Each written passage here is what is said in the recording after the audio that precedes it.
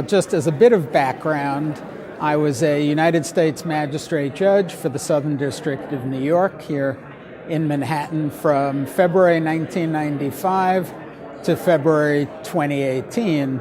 And the technology and the discovery and what we now call e-discovery practice changed dramatically in the 23 years that I was on the bench.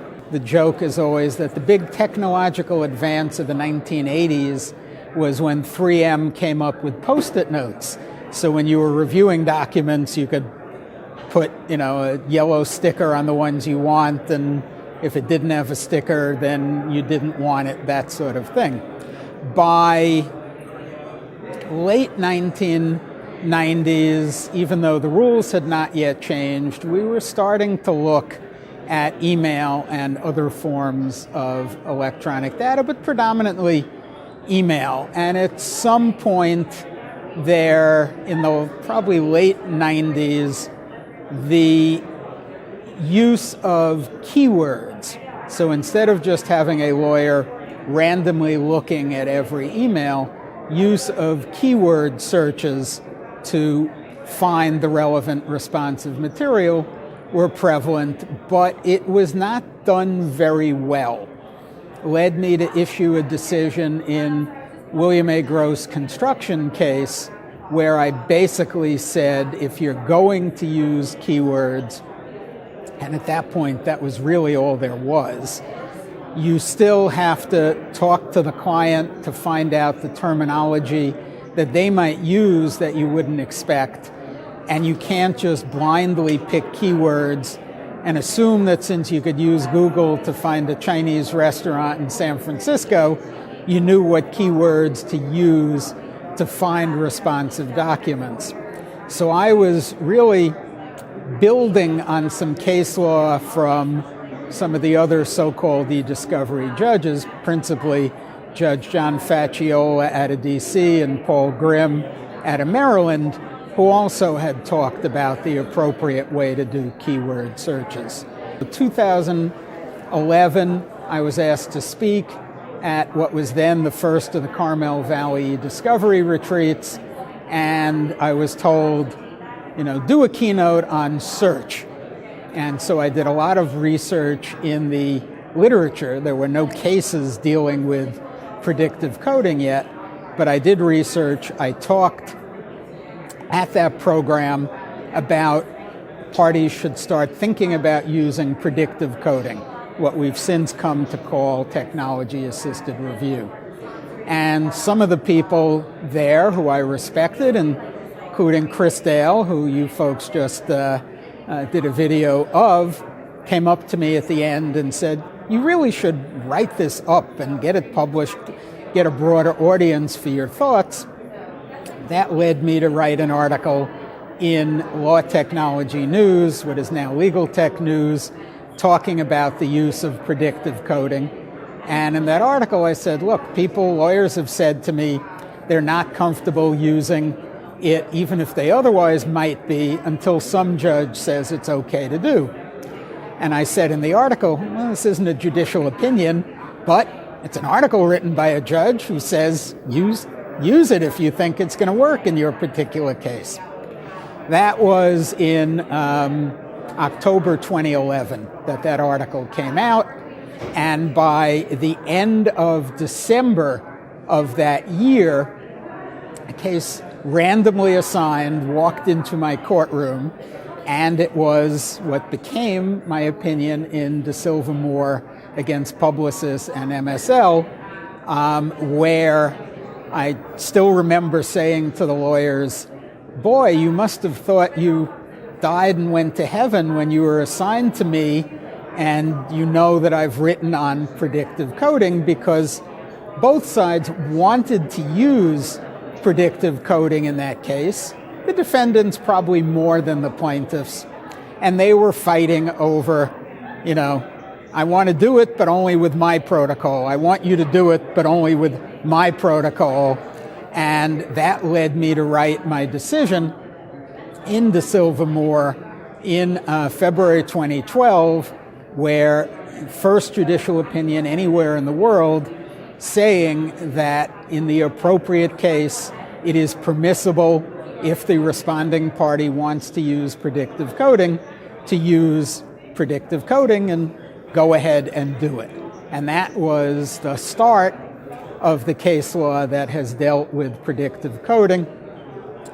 Of course, because one of the vendors at that point was making noises that they had a trademark on the term predictive coding, I think I called it computer-assisted review in that decision. It ultimately has now become known as technology-assisted review, or TAR for short. By 2015, I wrote in the Rio Tinto against Vale case, having studied the case law since the Silvermore and up to the time of Rio Tinto, and I concluded there that, quote, by now it is black letter law that if the responding party wishes to use TAR, it is free to do so. I thought, if the Silvermore didn't open the floodgates to the use of TAR, that Rio Tinto certainly would. Unfortunately, it's still a very, very slow build. I think part of the reason for that is the Silvermore and the early cases were dealing with what the vendor community now calls TAR 1.0, simple learning, where you needed to have a seed set to train the computer algorithm and then several more rounds of training. And once the training was complete, then the computer just ran once and categorized all the documents from most responsive to least. And there was a concern of, computer GIGO, garbage in, garbage out, that if the training set was not done properly, it would enable the responding party to hide possibly hot documents, responsive documents that really would demolish their case. And so I think that is obviated now with TAR 2.0, also known as continuous active learning, the latest flavor of TAR, where basically every document that is reviewed continues to train the system so that it returns the most responsive documents based on everything they've learned up to that point. So there is no seed set. Every document that is reviewed and found to be responsive trains the computer.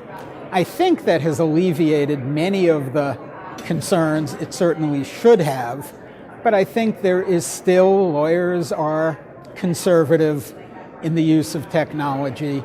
I think there is still a concern that if the lawyer isn't comfortable with the system and the vendor oversells its capabilities, or the vendor is accurate but the lawyer isn't using it right, that if something goes wrong, it may cost more money in fights in front of the court, whether at the beginning of the process or at the end when it's shown to be problematic. I think that is one of the factors that are keeping lawyers from using it as much as I would have expected. And I hate to be cynical, but to the extent that TAR saves money in the cost of associates, paralegals, whatever, eyes on review, that might well be a profit center for the law firm. So by not using it and using TAR, they're taking money out of their pocket. I don't know if that's it, or it's really the concern of whatever money we save using TAR might get eaten up in fights in front of the court.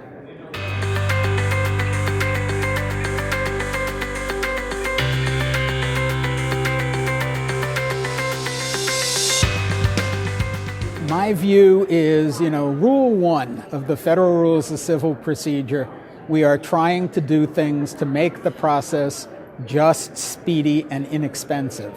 So whatever analytic tools one can use, and again, Federal Rules of Civil Procedure discovery does not require perfection. Requires one to do a reasonable job. One also has ethical responsibilities to the system, not to play games. And if there is a tool that enables one to do that, whether that's TAR, whether that's clustering technology, whether it's using a combination of tools, whatever will make things go faster and or cheaper, to me is better. I jokingly answered a question I was asked at Legaltech a year ago, and the question was, what do you think is going to happen 5 years from now? And I very quickly said, everybody's going to be using TAR. And the moderator looked at me and said, really? You think everyone will move from keywords, etc., to TAR? And I smiled and said, yes, because by then we'll have come up with something that is the newest, best approach, better than TAR. And because everyone is always a step behind in their conservative nature, they'll be using TAR because they're scared to use, X, whatever that next flavor is going to be. I have been on the e-discovery speaking circuit since at least 2005, 2006. I enjoy getting out and proselytizing. I also find, and particularly before I joined DLA Piper, when I was still on the bench, I also found that by going to conferences, I learned things from other panelists, from just talking to lawyers that had not yet come up in my courtroom. And so when it would come up, I would feel I had some background on it. So I thought I was getting something out of it, and I was hoping to help the education of the bar. I mean, I've been very involved in the Sedona conference, hence the lapel pin here. I'm on the working group 1, the e-discovery group of Sedona steering committee now. But even before that, I would go to Sedona, I would go to Legaltech, I'd go to EDI, Georgetown, the Law Tech Europe, or whatever its name was, where I met Greg Buftis a few years ago. Anyone who was willing to pay me to come and talk, pay my expenses to come and talk, I was happy to go indeed. It was smooth in one way. I'm branded as a judge within the firm. I consult with our lawyers and our clients, and I have been fortunate enough to bring in a few arbitrations and mediations. A few discovery-related clients have come to me. But in general, the most interesting part is putting into practice some of the things that I opined about.